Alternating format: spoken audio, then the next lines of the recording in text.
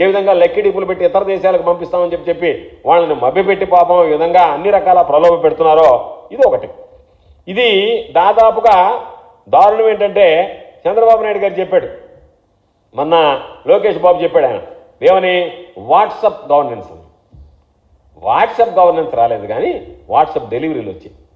పాపం కొంతమంది గ్రూపులుగా ఏర్పడుతున్నారు. ఆ గ్రూపుల్లో వినియోగదారులు, సప్లయర్స్ ఇద్దరే ఉంటారు, ఇంకెవరుని రాని రోడ్లు. ఇతను మెసేజ్ పెడతాడు, నాకు ఈ బ్రాండ్ ఇన్ని బాటిల్స్ కావాలని, వెంటనే డోర్ డెలివరీ అయిపోతుంది. కాబట్టి వాట్సాప్ గవర్నెన్స్ రాలేదు కానీ అది ఫెయిల్ అయింది. కానీ వాట్సాప్ లిక్కర్ డిస్ట్రిబ్యూషన్ మాత్రం బ్రహ్మాండంగా సమర్థవంతంగా జరిగిపోతుంది. ఏ గ్రూప్కి ఆ గ్రూప్కి ఎక్కడ ఇబ్బంది లేకుండా జరుగుతుంది. కాబట్టి ఈరోజు ఇది ఒక్క మద్యానికే సంబంధించినటువంటిది కాదు. గత ప్రభుత్వంలో మా నాయకుడు జగన్మోహన్ రెడ్డి గారి హయాంలో చూసాం. ఈరోజు శాండ్కి సంబంధించి 750 కోట్ల రూపాయల ప్రభుత్వానికి వచ్చింది. మద్యంలో ప్రతి రూపాయి ప్రభుత్వానికి వచ్చింది. ఈరోజు రేట్లేమో కొన్ని దగ్గరలో డబల్ అయ్యాయి రాష్ట్రంలో, కొన్ని దగ్గరలో అసలు దొరికేటువంటి పరిస్థితి లేకుండా పోయింది. ఈ డబ్బు అంతా ఎక్కడికి పోతుందంటే డబ్బులు మాత్రం తెలుగుదేశం నాయకులు పచ్చతమ్ముళ్ళు పాపం జోబులు వేసుకునేటువంటి పరిస్థితి ఏర్పడింది. అన్ని విధాల అన్నిటికీ గతంలో కాంట్రాక్టింగ్కి సంబంధించి ఒక వ్యవస్థ ఉండేది. ఎవరైనా టెండర్లు వేస్తే దానికి సంబంధించినటువంటి జ్యుడిషియల్ ప్రివ్యూ ఉండేది, రివర్స్ టెండరింగ్ ఉండేది. ఇవన్నీ తీసేసి మరలా పాత రోజుల్లో చంద్రబాబు నాయుడు మార్క్ ఏదైతే ఉందో మొబిలైజేషన్ అడ్వాన్స్ సిస్టమ్ అంటే ముందుగా కాంట్రాక్ట్ ఖరారు కావాలి. ఆ కాంట్రాక్ట్ ఖరారు కావడానికి నియమ నిబంధనలు ఏముండాలో ఆ నియమ నిబంధనలు నేను ఏకి కాంట్రాక్ట్ ఇవ్వాలంటే ఆ కాంట్రాక్టర్కు ఉన్నటువంటి క్వాలిఫికేషన్తోనే టెండర్ ఫ్లోట్ చేస్తాం. అది రాగానే ముందు ఆయనకు సంబంధించినటువంటి 10% ఆయనకి ఇచ్చేయాలి. ఎందుకు 10% ఇవ్వాలంటే ఆ కమిషన్ ఏదైతే చంద్రబాబు నాయుడుకి రావాల్సిన కమిషను మరలా మధ్యలో బిల్లులు చెల్లించేటప్పుడు వాళ్ళు ఇస్తారో ఇది ఎందుకు మనకు తలకాయ నొప్పి ఇదంతా అని చెప్పి ముందు కాంట్రాక్ట్ ఖరారు అయిన వెంటనే 10% మొబిలైజేషన్ అడ్వాన్స్ ఇచ్చేస్తే 2% ఖర్చులు పెట్టుకో, 8% నాకు కట్టేసి కప్పం కట్టేసి.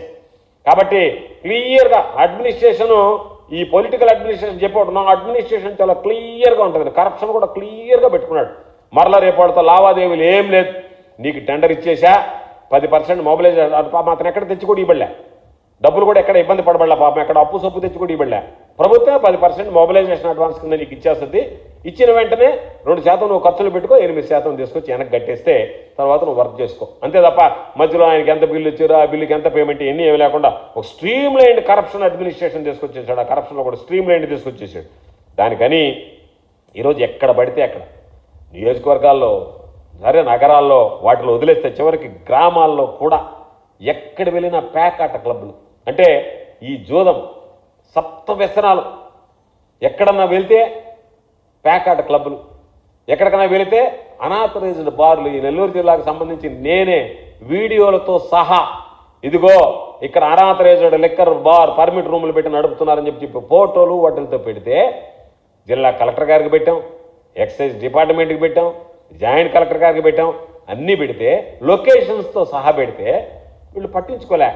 వీళ్ళు పట్టించుకోకపోవడంతో పాటు వాళ్ళు ఎవరైతే తీశారని ఈ మధ్య సీసీ కెమెరాలు పెట్టి ఎవరిక్కడ తిరుగుతున్నారని చెప్పి పాపం వాళ్ళని తీసుకొచ్చి వాళ్ళ మీద దాడులు జరిగి వాళ్ళని చంపబోయినా కూడా దిక్కు లేనటువంటి పరిస్థితి ఏర్పడింది. అంటే మాఫియా ఏ స్థాయిలో ఉందనేటువంటి దానికి ఈరోజు ఒకటి ఏ పని జరగాలన్నా నువ్వు గతంలో లేదు, నీకు పాస్బుక్ కావాలంటే ఎకరాకు 10,000 రూపాయలు లంచం ఇవ్వాలి, లేకపోతే జరగదు.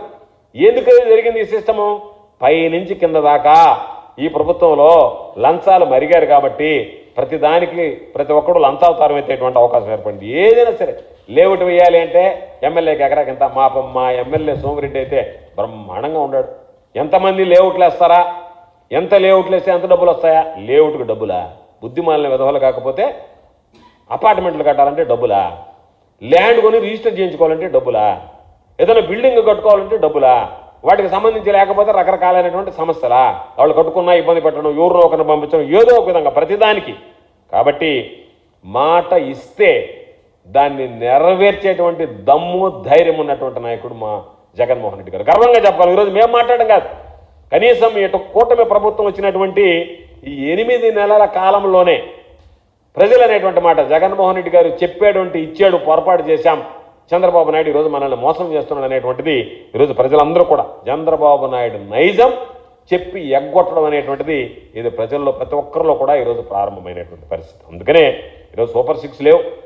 సూపర్ 6కి దాదాపుగా చంద్రబాబు నాయుడు గారు ఒకరోజు చెప్పాడు, బటన్ నొక్కితే ఏమైనా ఓట్లు పడ్డాయని మీ ఎన్నికలకు ముందేమో మీరు నీకు 15,000 నీకు 15,000 నీకు 15,000 నీకు 18,000 నీకు 18,000 నీకు 18,000 అని చెప్పి ఓదరగొట్టి ఈరోజు మీరు అధికారంలోకి వచ్చిన తర్వాత రకరకాలుగా నీకు ఆ మాత్రం ఎకనమిస్ట్ నీకు ఆ మాత్రం అవగాహన లేదా?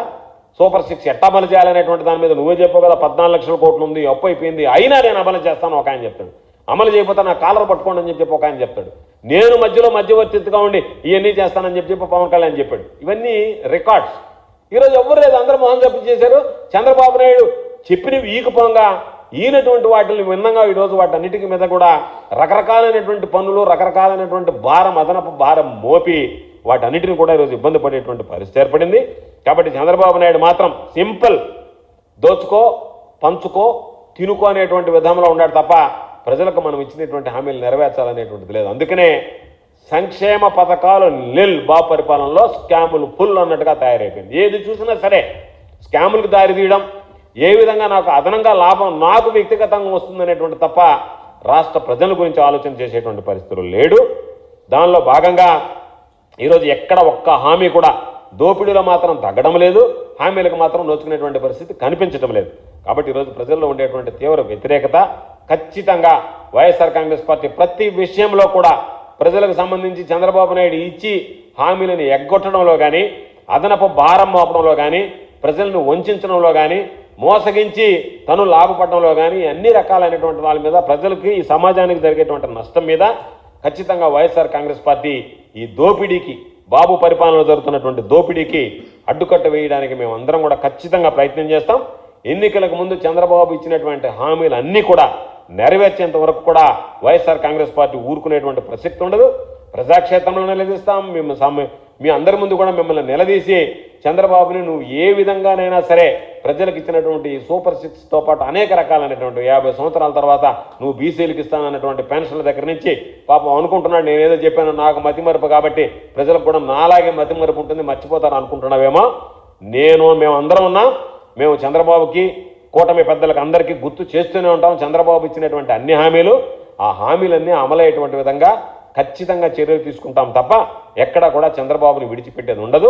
కాబట్టి ఈరోజు మరొక స్కామ్కి, లిక్కర్ స్కామ్కి చంద్రబాబు నాయుడు తెరదీశాడు. దానిలో భాగంగా ఈరోజు రేట్లు ఇబ్బడి ముబ్బడిగా పెంచడం, ఆ పెంచినటువంటి దాంట్లో తాను దోచుకోవడం, తనకు సంబంధించినటువంటి వ్యక్తులకు దోచిపెట్టడం.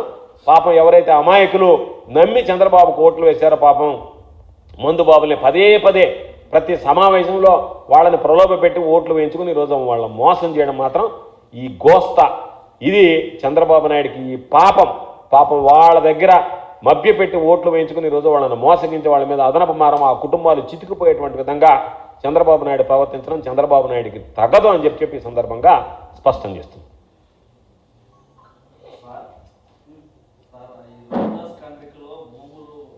రేపునైనా అది ఈరోజు సబ్జెక్ట్ కాదు, అది రేపే పెడతా ప్రెస్ మీట్, రేపు మాట్లాడు. దానికి సంబంధించి మొత్తం రేపు.